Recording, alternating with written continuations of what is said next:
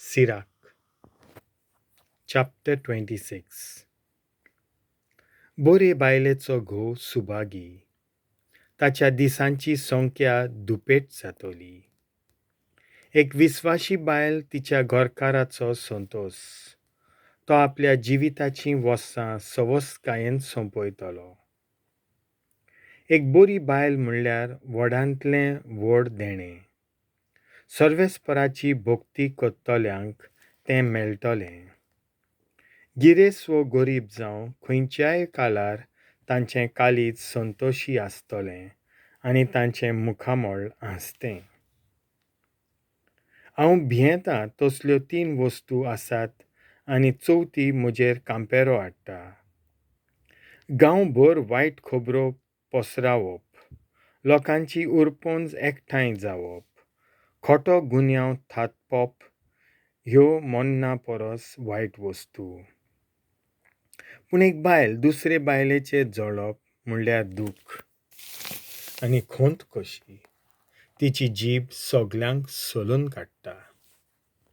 एक वायट गोरकान खांदार सारकें धरना तसलें जूम कशें. तिचेर ताबो धरूंक सोडप म्हणल्यार एक विंचू हातान धरप. एक बेबदी बायल कोणाकूय सामकी तिडो काडटा. आपलो लॉज नासलेलो स्वभाव तिच्यान लिपोवपाक जायना. एके बायलेच्या नाचऱ्या दोळ्यावेल्यान आपल्या घरकारा विशीं तिचें बेविस्वाशीपण. उक्तेपणी दिसती पडटा आपणाक जाय तशी चलोवंक सोदपी एक धूव ताका तुका आसा जाल्यार. तिचे चतूर नदर दवर.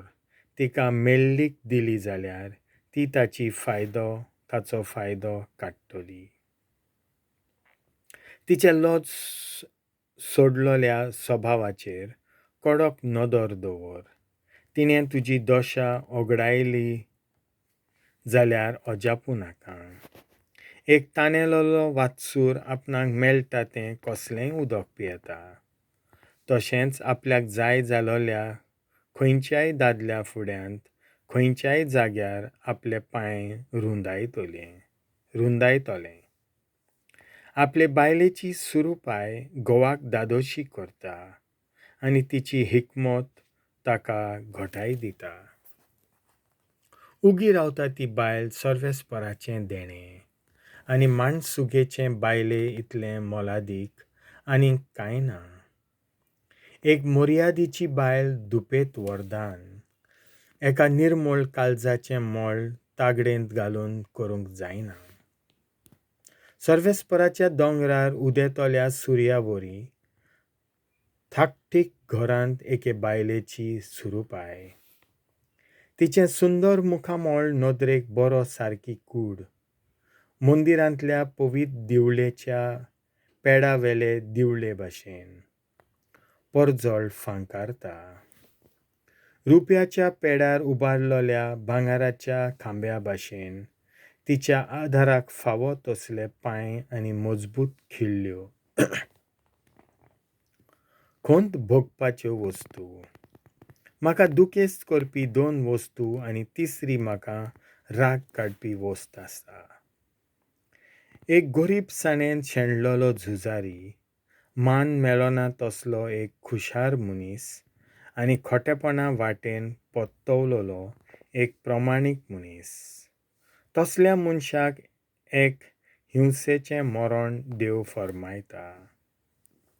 व्यापार धंदो. एका धंदेकाराक खोटेपण आनी एका पसरकाराक पातक. आदारी नासतना रावूंक कठीण गजाल.